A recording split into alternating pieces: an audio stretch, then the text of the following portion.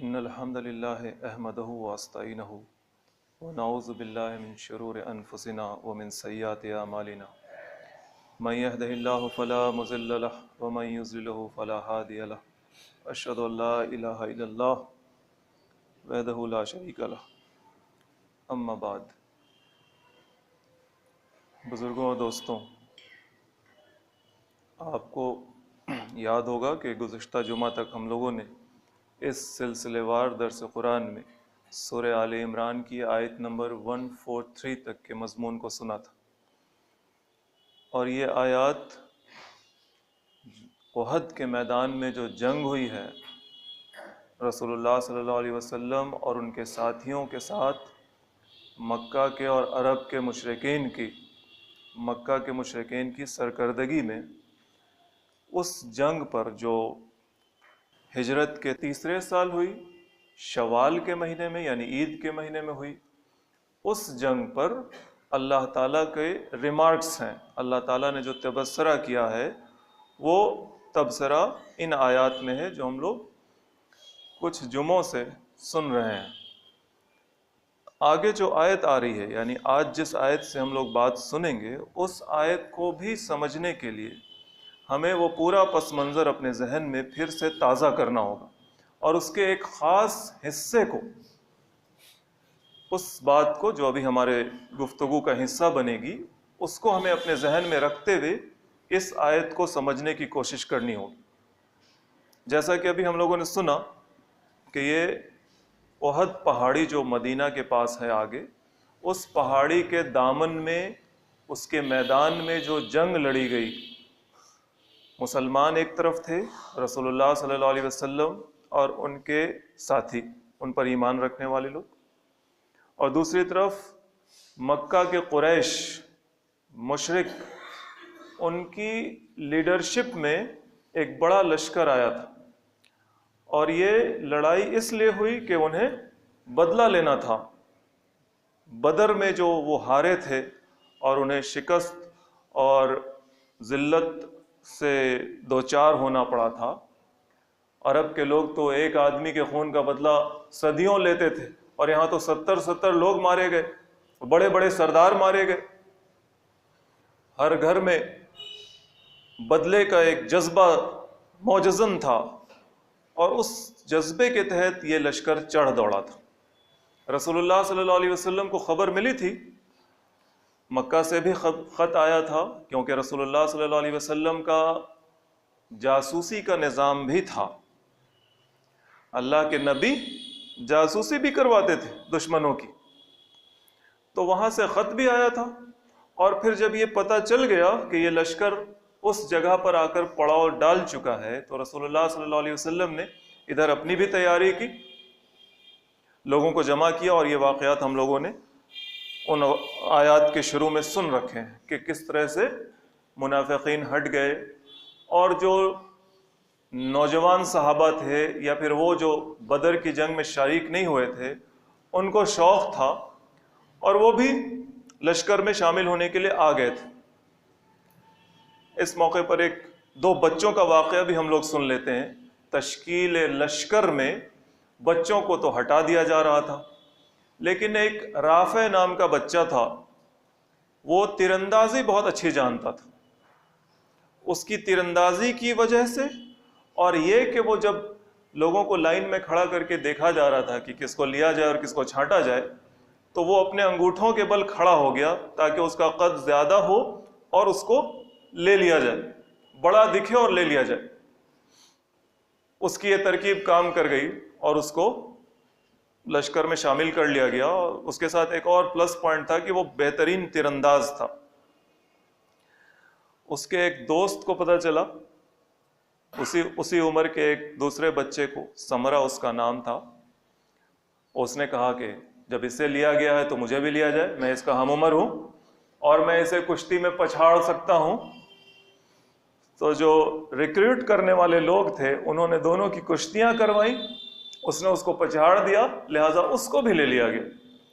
اس طرح سے لوگ شوق کے ساتھ لشکر اسلام کا حصہ بنتے گئے، اور رسول اللہ صلی اللہ علیہ وسلم کے ساتھ احد پہاڑی کے دامن میں پہنچے، رسول اللہ صلی اللہ علیہ وسلم نے لوگوں کو ترتیب دیا لڑائی کے لیے.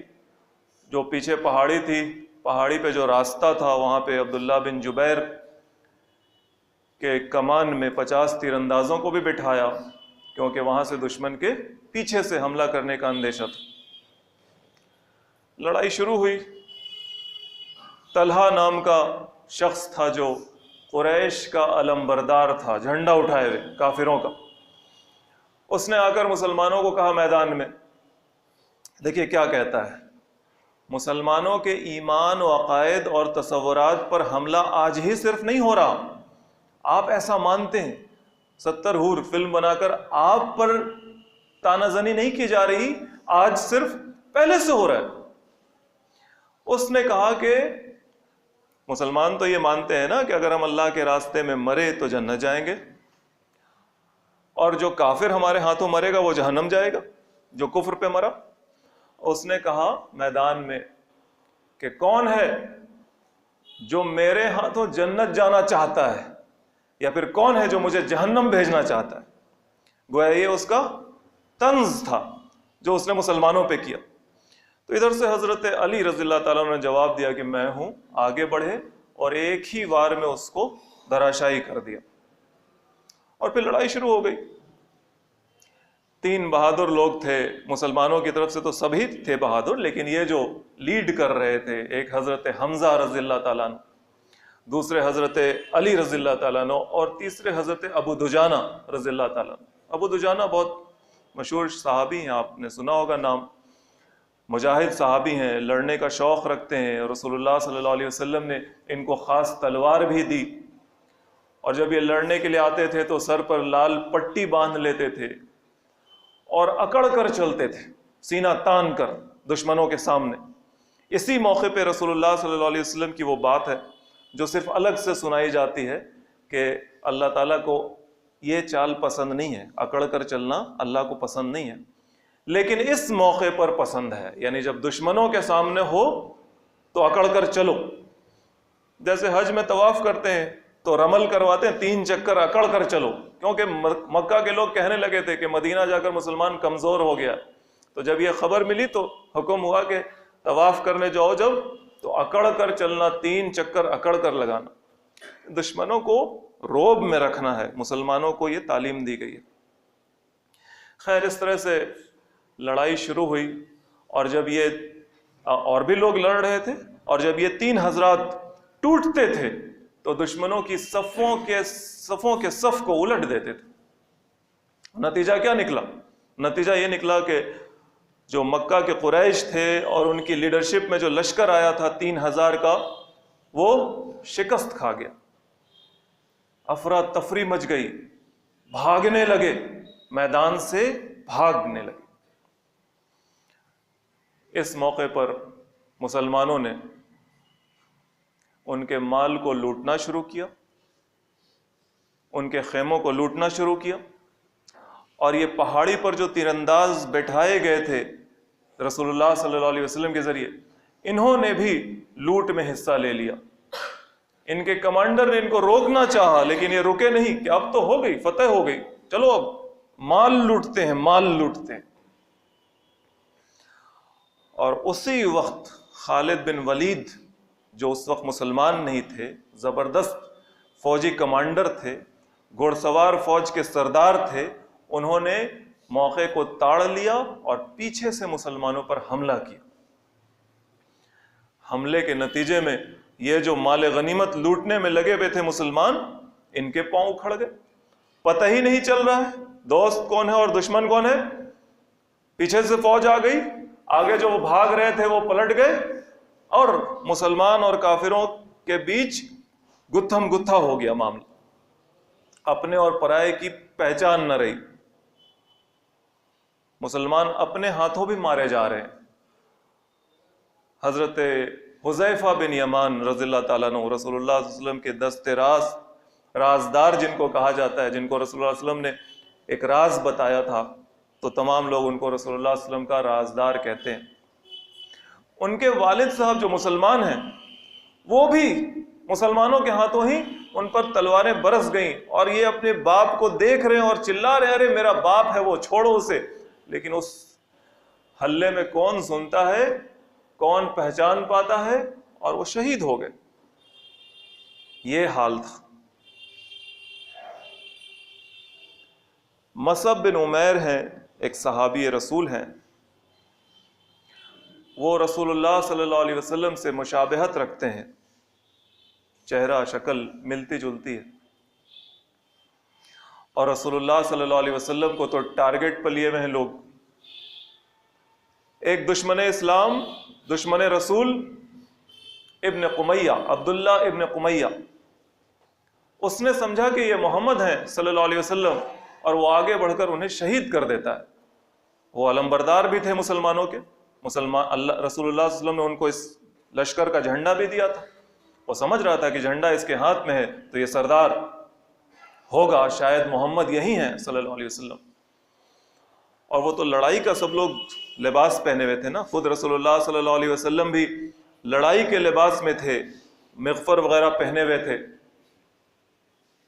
اور ان کا شہید ہونا اور اس آدمی کا حلہ کرنا کہ میں نے محمد صلی اللہ علیہ وسلم کو مار دیا ہے، وہ لشکر میں یہ خبر پھیل گئی.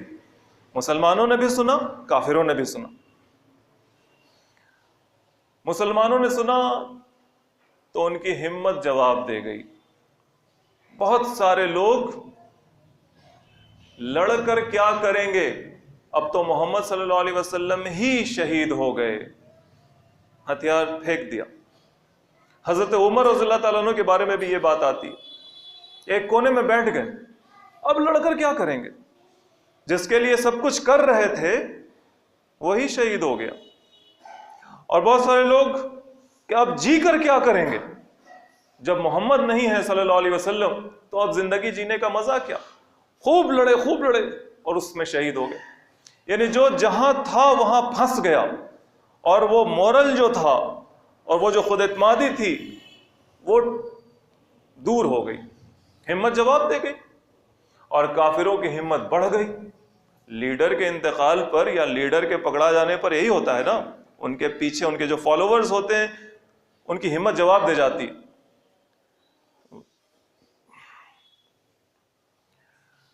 پھر بھی لوگ ڈھونڈ رہے ہیں کہ آخر ہے کہاں، اگر کچھ ہو بھی گیا ہے تو کہاں ہے، جسم مبارک کہاں ہے. یا کسی کو یقین نہیں آ رہا تو وہ ڈھونڈ رہا ہے کہاں ہے. اور ادھر رسول اللہ صلی اللہ علیہ وسلم کے پاس ایک روایت میں صرف آتا ہے کہ 2 لوگ رہ گئے تھے، اور ایک روایت میں ہے کہ 11 لوگ تھے.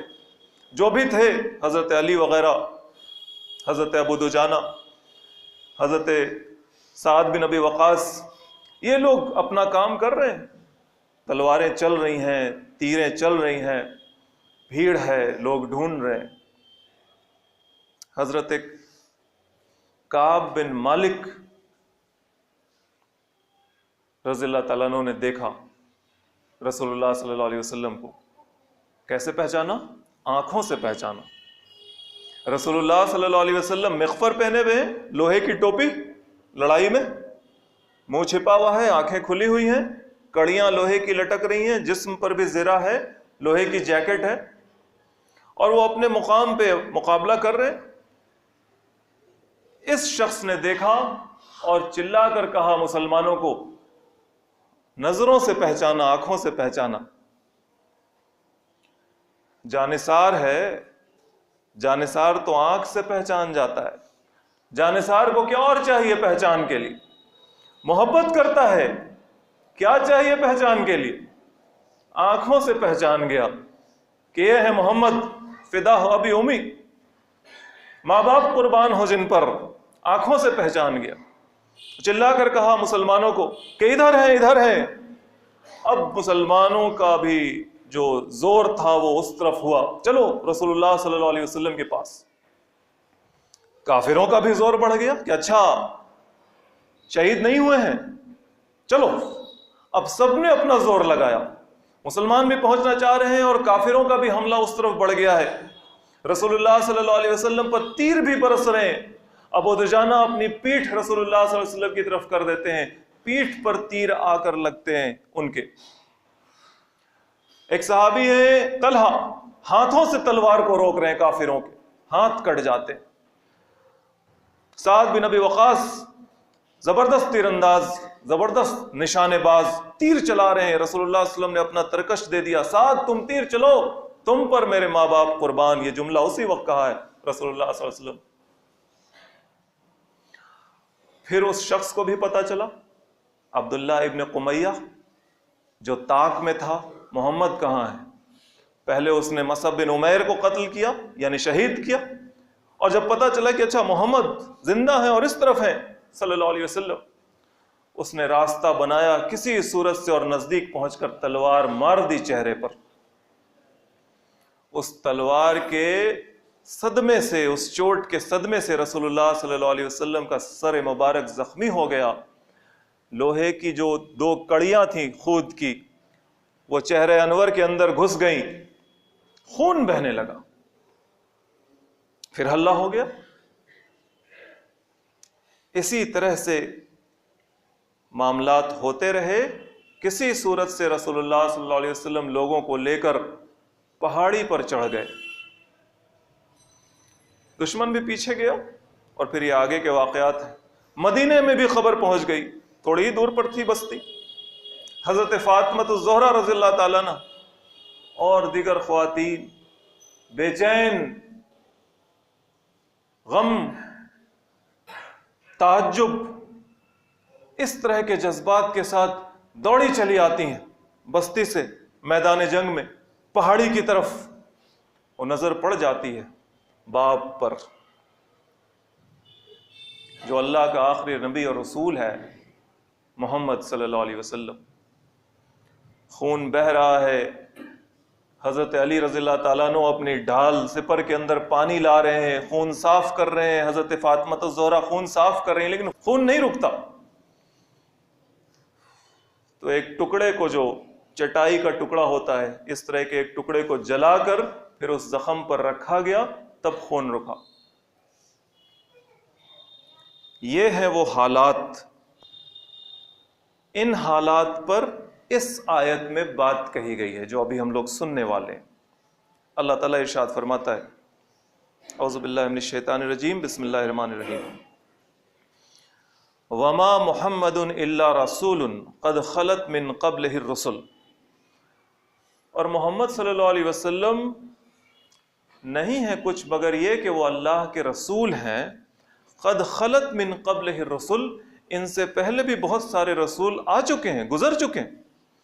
افإن مات او قتل انقلبتم علی اعقابکم، اگر یہ مر جائیں، ان کو موت آ جائے، ماتا اللہ تعالیٰ کہہ رہا ہے، افإن مات، اگر ان کو موت آ جائے، او قتل انقلبتم علی اعقابکم، یا پھر قتل کر دیے جائیں، جیسا کہ اس جنگ میں مشہور ہوا۔ اور مسلمانوں کا جو رویہ تھا، ان میں ایک بڑی جماعت کا جو رویہ تھا وہ یہ کہ ہمت ہار بیٹھے تھے۔ اللہ تعالیٰ اس کے بارے میں کہہ رہا ہے کہ کیا تم اپنے ایڑیوں کے بل اپنے پچھلی حالت پر واپس پلٹ جاؤ گے، یعنی اسلام چھوڑ دو گے، ہمت ہار جاؤ گے، کفر کی طرف چلے جاؤ گے؟ محمد صلی اللہ علیہ وسلم جو دین لے کر آئے ہیں وہ دین تو نہیں مرا نا۔ یہی بات ہوئی تھی نا جب رسول اللہ صلی اللہ علیہ وسلم کو وفات آئی تھی، اس وقت بھی حضرت ابو بکر نے جو سمجھایا تھا لوگوں کو کہ اللہ کی عبادت کرتے ہو، اللہ زندہ جاوید ہے، محمد صلی اللہ علیہ وسلم کی عبادت کون کرتا ہے؟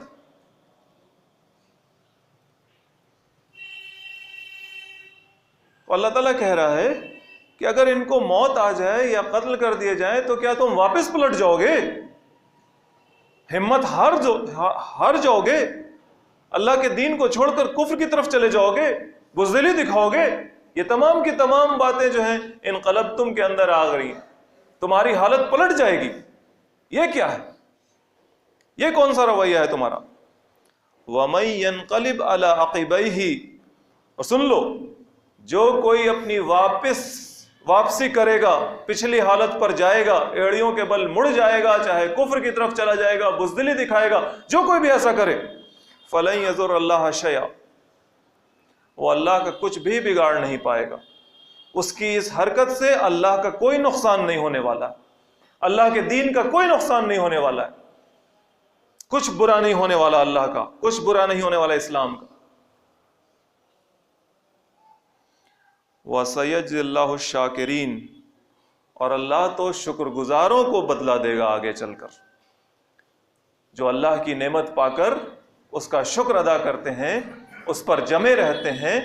شکر ادا کرنے سے مراد ہے اس پر جمے رہتے ہیں، اس کو اس کی مرضی کے مطابق اس نعمت کو استعمال کرتے ہیں۔ اللہ نے نعمت دی، اللہ کی مرضی کے مطابق اللہ کی نعمت کا استعمال کریں۔ اللہ نے نعمت ہدایت دی، نعمت اسلام دی، نعمت قرآن دی، نعمت نبوت دی، نعمت رسالت دی۔ ان نعمتوں کا استعمال اللہ کی مرضی کے مطابق،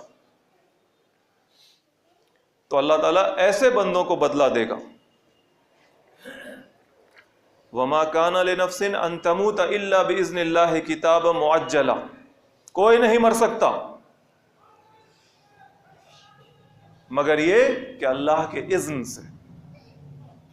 تم نے سنا کہ محمد صلی اللہ علیہ وسلم شہید کر دیے گئے، تم نے سنا کہ محمد صلی اللہ علیہ وسلم پر وار ہو گیا، کوئی نہیں مر سکتا اللہ کی مرضی کے بنا، الا باذن اللہ، مگر یہ کہ اللہ کا اذن ہو۔ اگر محمد صلی اللہ علیہ وسلم کے بارے میں بھی اللہ کا یہ اذن ہوگا تو یہ ہوگا، ہوا۔ محمد صلی اللہ علیہ وسلم بھی اپنے رفیق اعلیٰ کے پاس گئے، کون ہمیشہ رہا ہے؟ کون رہا ہے ہمیشہ؟ کلو نفس ذائقۃ الموت والی بات تو کہی جاتی ہے۔ تو یہ کیا تم نے، یہ جو عقیدت تھی نا، عقیدت اور محبت جو ہوتی ہے، یہ ایک الگ قسم کے تصور دماغ میں پیدا کر دیتی۔ کسی شخص سے انسان کو عقیدت ہو جائے، لوگوں کو عقیدت ہو جائے، تو پھر اب اس کو عام انسان یا اس طرح کا انسان نہیں سمجھتے، وہ اس کو ڈیوائن سمجھنے لگتے ہیں، اس کو سمجھتے ہیں کہ اس کے اندر کچھ دیویہ ہے، خدائی صفات آ جاتی ہیں، اور وہ محبت جو ہے ان کو بیلنس نہیں رکھتی۔ یہ جذبہ جو آتا ہے، یہ جذبہ بھی اسی کے تحت، اور اس پر اللہ تعالیٰ چوٹ کر رہا ہے۔ وَمَا كَانَ لِنَفْسٍ أَن تَمُوتَ إِلَّا بِإِذْنِ اللَّهِ كِتَابًا مُعَجَّلًا، کوئی انسان نہیں مر سکتا مگر یہ کہ اللہ کا اذن ہو، اور اس کی موت کا ایک وقت مقرر ہے، کتابا معجلہ، لکھا ہوا ہے ایک مقرر وقت اس کا۔ وَمَن يُرِدْ ثَوَابَ الدُّنْيَا نُؤْتِهِ مِنْهَا وَمَن يُرِدْ ثَوَابَ الْآخِرَةِ نُؤْتِهِ مِنْهَا وَسَنَجْزِي الشَّاكِرِينَ۔ اور یہ جو لڑائی اور میدان میں جو حالات ہوئے، ان پر غور کرو۔ تم مال غنیمت کی محبت میں آگے بڑھ گئے، مال لوٹنے لگے، تم پیسے کی چاہت، دولت کی چاہت، اس نے تمہیں غیر حکیمانہ طرز عمل اختیار کروا دیا، تم سے غیر حکیمانہ طرز عمل اختیار کروا دیا۔ اور یہ مال و دولت کس لیے تھا؟ اسی دنیا کے لیے نا۔ یہ جو مال غنیمت تم لوٹ رہے تھے، یہ لے کر قبر میں تو نہیں جاتے۔ کیا چاہتے ہو؟ اس دنیا کی دولت چاہتے ہو؟ وَمَن يُرِدْ ثَوَابَ الْآخِرَةِ وَمَن يُرِدْ ثَوَابَ الدُّنْيَا نُؤْتِهِ مِنْهَا، جو کوئی اس دنیا کا بدلہ چاہتا ہے ہم اس کو یہاں دے دیں گے۔ یہاں کا مال چاہیے، یہاں کی دولت چاہیے، صرف مل جائے گا تم کو، اس کی کوشش کرو، یہی ہے تمہارے لیے۔ اور دوسری طرف شہادت ہے مطلوب و مقصود مومن، نہ مال غنیمت نہ کشور کشائی۔ ایک بندہ مومن کے لیے ہاتھ میں تلوار ہو تو اس کا مقصد یہ نہیں ہے کہ وہ مال غنیمت لوٹنا چاہتا ہے، وہ زمین پر قبضہ کرنا چاہتا ہے، وہ تو اللہ کو راضی کرنا چاہتا ہے، اللہ کی خوشی اسے مطلوب ہے، کوئی اور چیز نہیں، آخرت چاہتا ہے وہ۔ وَمَن يُرِدْ ثَوَابَ الْآخِرَةِ نُؤْتِهِ مِنْهَا، اور جو کوئی آخرت کے ثواب کا طالب ہوگا، جو کوئی چاہے گا کہ وہ مرنے کے بعد جب اللہ کے پاس سامنے ہو، اللہ کے پاس موجود ہو، تو اللہ اس سے کلام کرے، اس سے بات کرے، اس پہ اپنی رحمتوں کو نچھاور کرے، اسے اپنی رحمت کے آغوش میں لے لے۔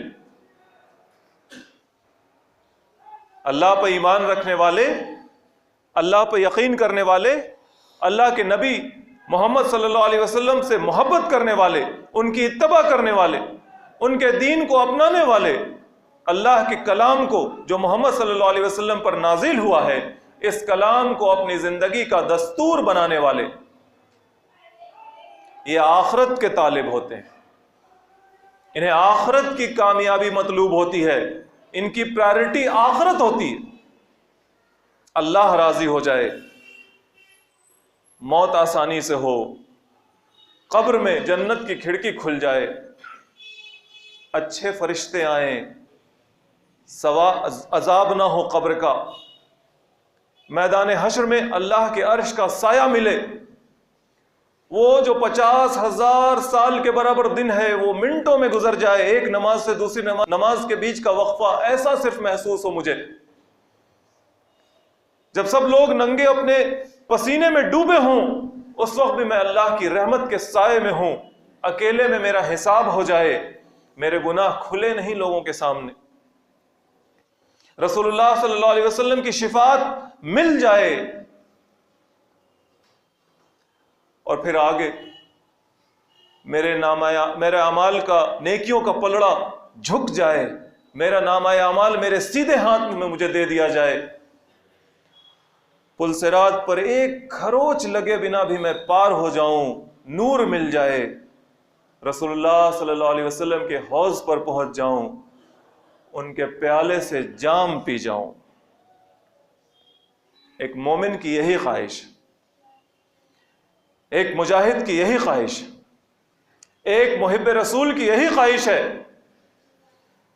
وَمَن يُرِدْ ثَوَابَ الْآخِرَةِ، جو کوئی آخرت کے ثواب کا طالب ہوگا، نُؤْتِهِ مِنْهَا، ہم اسے وہی دے دیں گے، وَسَنَجْزِي الشَّاكِرِينَ، اور بے شک ہم شکر گزاروں کو بدلا دیں گے، شکر گزار بندوں کو بدلا دیں گے۔ وَكَأَيٍّ مِّن نَّبِيٍّ قَاتَلَ مَعَهُ رِبِّيُّونَ كَثِيرٌ، اور بہت سارے ایسے نبی گزرے ہیں جن کے ساتھ مل کر بہت سارے اللہ والوں نے قتال کیا ہے۔ وَكَأَيٍّ مِّن نَّبِيٍّ قَاتَلَ مَعَهُ رِبِّيُّونَ كَثِيرٌ، بہت سارے نبی، پہلے بھی انبیاء کرام، نبیوں کے کرنے کا کام، نبیوں کے کرنے کا کام، بہت سارے انبیاء جہاد کیا، انہوں نے قتال کیا ہے، اور اکیلے نہیں بلکہ معہ ربیون کثیر، بہت سارے اللہ والوں نے بھی ان کے ساتھ مل کر جہاد کیا، نبیوں کے جھنڈے تلے۔ تم آج جو کر رہے ہو کوئی نئی بات نہیں ہے، یعنی اے محمد صلی اللہ علیہ وسلم کے ساتھیوں، آج جو تم کر رہے ہو یہ کوئی نئی بات نہیں ہے، پہلے بھی ایسا ہو چکا ہے۔ اور پھر کیا تھا؟ فما وہنوا لما اصابهم فی سبیل اللہ وما ضعفوا وما استکانوا واللہ یحب الصابرین، اللہ کے راستے میں جب ان پر مصیبت آئی، جیسے آج تم پر آئی ہے میدان احد میں، تو انہوں نے وہن نہیں اختیار کیا، وہن، کمزوری، بزدلی، سستی، یہ نہیں اختیار کی۔ گزشتہ جمعہ میں ہم لوگوں نے لفظ وہن پر بہت سی باتیں سنی، انہوں نے سستی نہیں دکھائی، انہوں نے بزدلی نہیں دکھائی، اور وما ضعفوا، انہوں نے ضعف نہیں اختیار کیا، کمزوری نہیں اختیار کی، اور وما استکانوا، وہ دبے نہیں، انہوں نے گھٹنا نہیں ٹیکا۔ دیکھیں ان تینوں لفظوں کا ایک دوسرے کے ساتھ رشتہ ہے۔ جب وہن آدمی اختیار کر لیتا ہے، وہن کیا ہے؟ دنیا کی محبت اور موت سے کراہیت، نتیجہ بزدلی، کم ہمتی، سستی۔ اس بزدلی، کم ہمتی اور سستی کے نتیجے میں انسان کے اندر کیا پیدا ہوتا ہے؟ ضعف، کمزوری، اور کمزوری اسے کہاں تک لے جاتی ہے؟ استقامت تک۔ وما استکانوا، انہوں نے استقامت نہیں اختیار کی۔ استقامت کیا ہے؟ گھٹنا ٹیک دینا، دب جانا۔ جو مست ہے، جس کے اندر دنیا کی محبت نہیں ہے، جو قلندر کی طرح ہے، جو اس دنیا کو بس عارضی سمجھ رہا ہے، تھوڑی دیر رہنا ہے یہاں، جس نے اس دنیا سے جی نہیں لگایا ہے، جس نے اس دنیا میں رسول اللہ صلی اللہ علیہ وسلم کی ہدایت کے مطابق بڑی بڑی جائیدادیں نہیں کھڑی کی ہیں کہ اس کا دل ان چیزوں میں اٹک جائے اور پھر وہ کوئی قدم نہ اٹھا پائے ہمت والا۔ ارے یہ بڑی بڑی گدی پر بیٹھے ہوئے لوگ اگر ان کی سونے کی گدیاں نہ ہوتی تو یہ گھٹنے نہیں ٹیکتے، کفار کے سامنے، دشمنان اسلام کے سامنے گھٹنے نہیں ٹیکتے۔ ایک وقت تھا، سعودی عرب جو آج ہے اس کا ایک بادشاہ ہوا کرتا تھا، فیصل، شاہ فیصل۔ اس وقت کی بھی ایک کہانی ہے۔ امریکہ نے دھمکایا کہ ہم سینکشن لگا دیں گے، یہ گاڑی اور یہ محل اور یہ پانی اور یہ جہاز سب بند ہو جائے گا۔ وہ جو ہینری کسنجر جو امریکہ کا فارن سیکرٹری تھا، وہ آیا بات کرنے کے لیے، تو شاہ فیصل نے اس کو ریگستان میں،